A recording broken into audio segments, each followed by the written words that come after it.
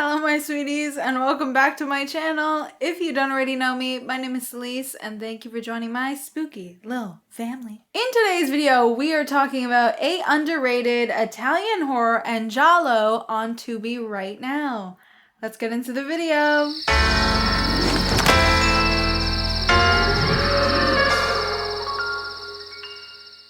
Okay, so I already shot this video. This is so fun. I shot this video. I was gonna have it out last week.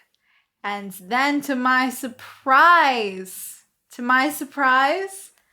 the audio was messed up. Boo. We hate that. Don't know what happened.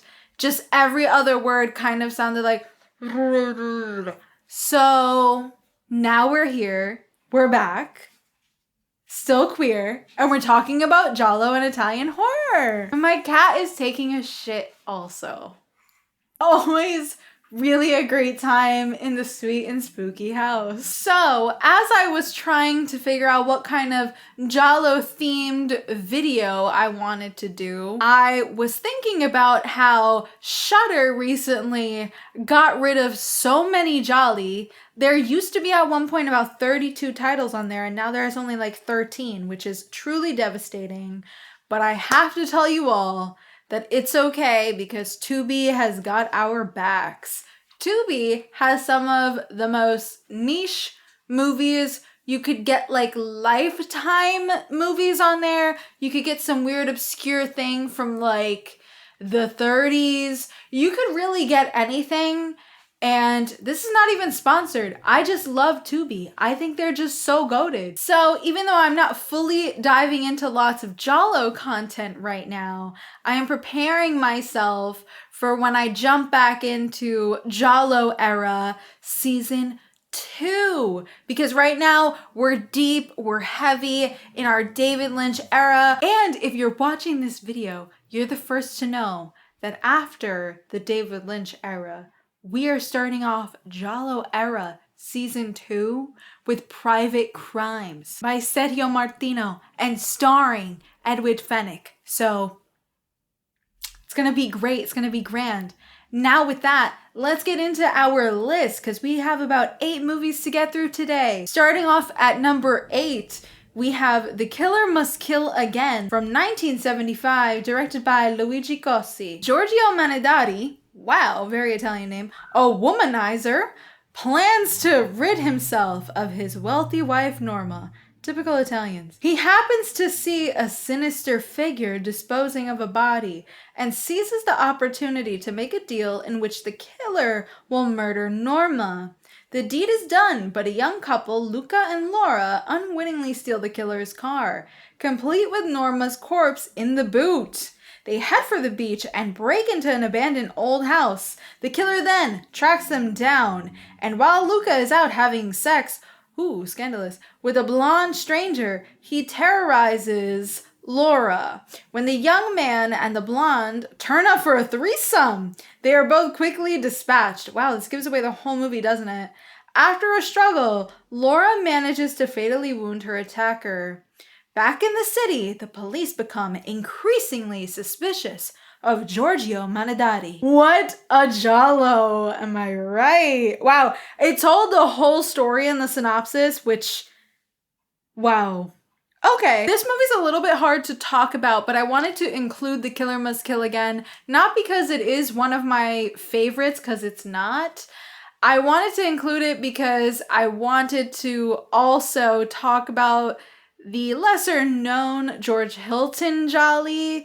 So this one has George Hilton and a bunch of other people that I'm not really that familiar with. I watched this for George. I am a little bit like, I think if you're really into George Hilton and you want to watch more of his filmography, I think it's worth a shot. But I will say, while the Giallo starts off good, interesting, and I like the vibes and everything, and I think it's pretty well directed, there is a scene in this movie that comes out of nowhere and I wasn't expecting it and it kind of rubbed me the wrong way. So just be sure to check the trigger warnings if it's something that you can handle. And if you think you can, you should watch it. I think George Hilton is great in the movie. So it is unfortunate that that scene kind of took me out a little bit.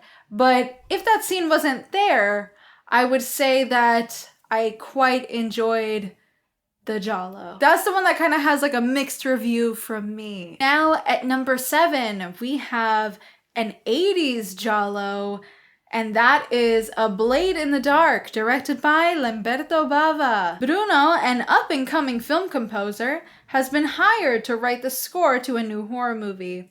After moving into a secluded villa, life begins to imitate art as a vicious killer starts bumping off anyone and everyone who happens to pay him a visit. I really wish I had a villa.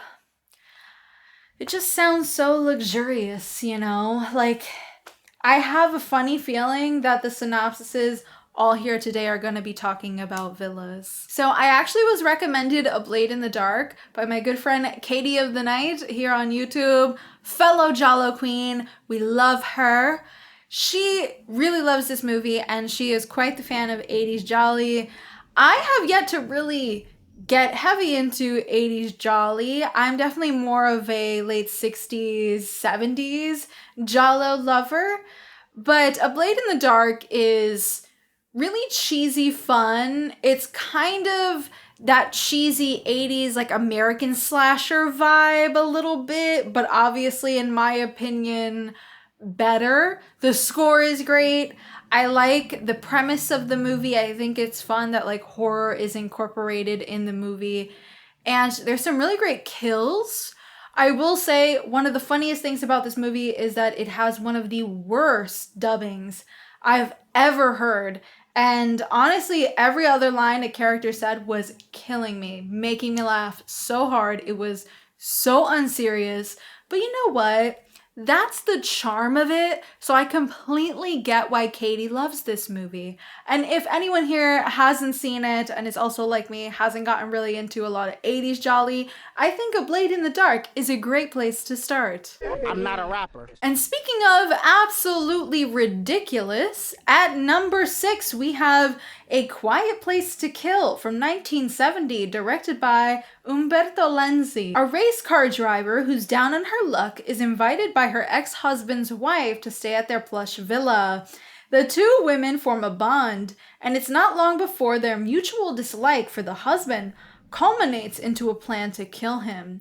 As it turns out, though, they're not alone in plotting the murder. Didn't I tell you we'd be talking about villas a lot? Yeah. Okay, so A Quiet Place to Kill is one of the most ridiculous Jolly I have ever seen. It stars Carol Baker and Jean Sorel. I'm sure it's probably Jean, but I've been saying Jean. I don't know. We love him. An icon. Love him so much. I have been having such a fun time watching more of his Jolly because chef's kiss. Such a good actor. A Quiet Place to Kill I actually saw in a really tiny theater in Brooklyn, and it was like $5 to get in, and I have no idea why they were giving this Giallo. I don't remember them saying there was like an anniversary. They were just randomly giving this movie, and it was a full house. It kind of felt like you were in the back rooms a little bit, so that really added to the charm. But I will say there is at one point like some crazy, I think like car going off a cliff and exploding. Something like ridiculous like that happens. It's been like 2 years since I've seen this movie, but I was like, oh, this is great. This is so stupid. Also, it's incredibly convoluted. So you know what?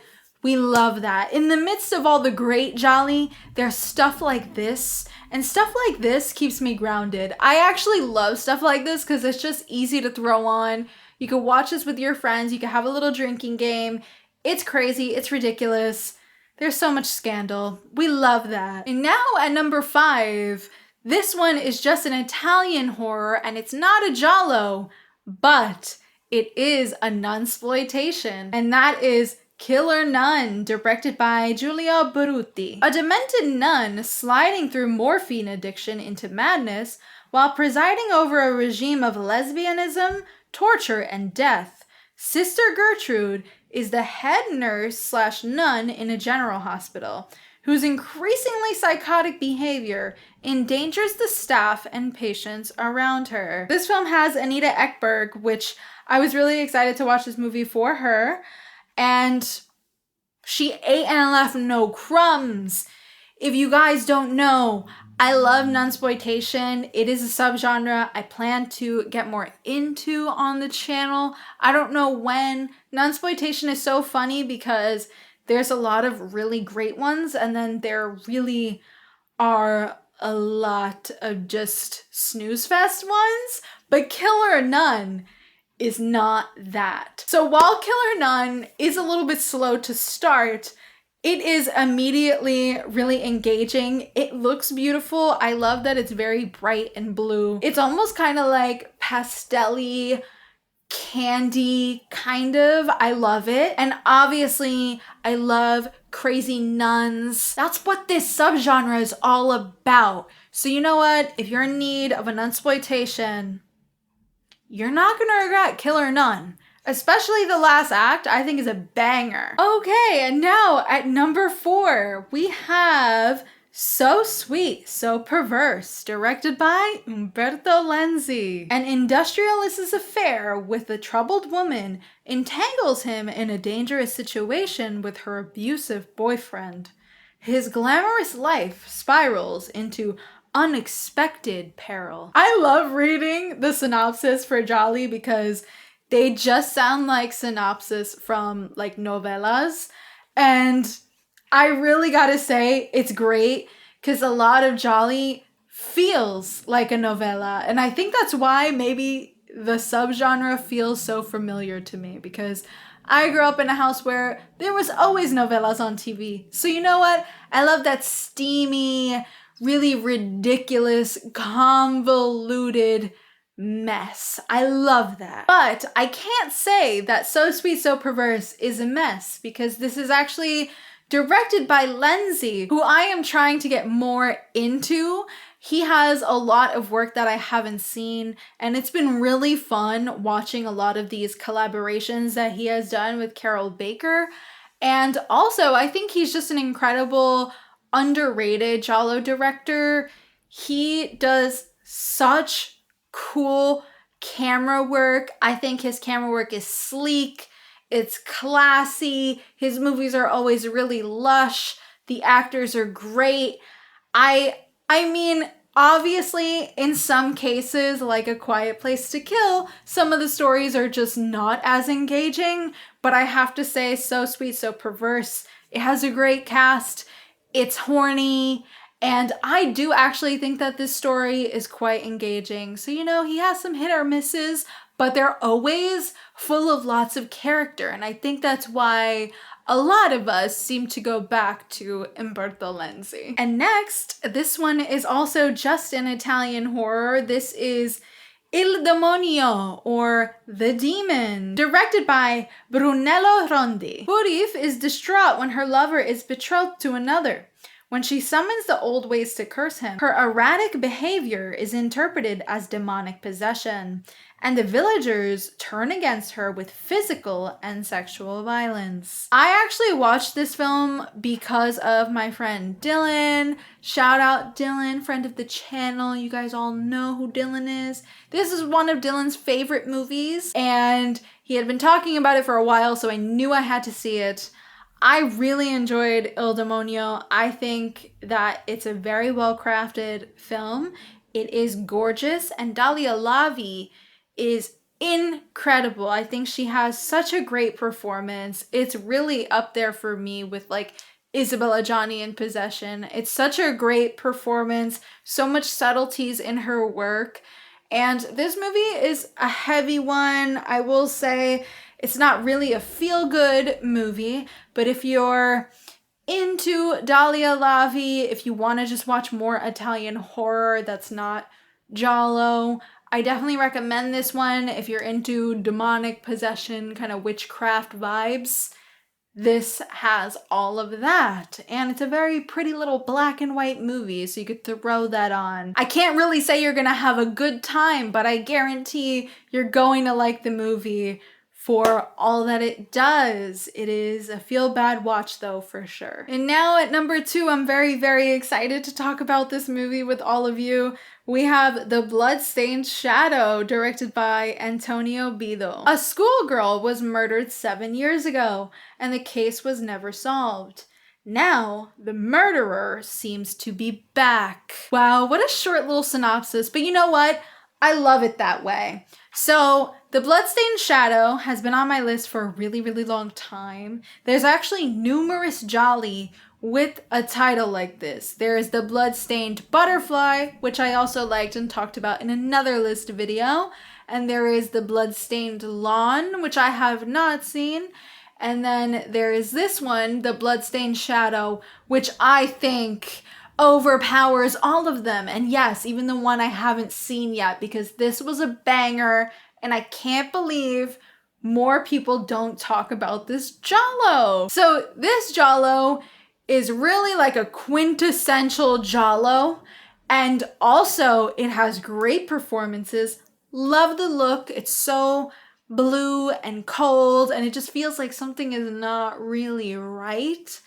And I loved all the acting. Honestly, this Giallo did something for me because I really could not tell at all who the killer was. Which usually at this point, I've seen so many, I understand the formula, that I'm usually not really surprised.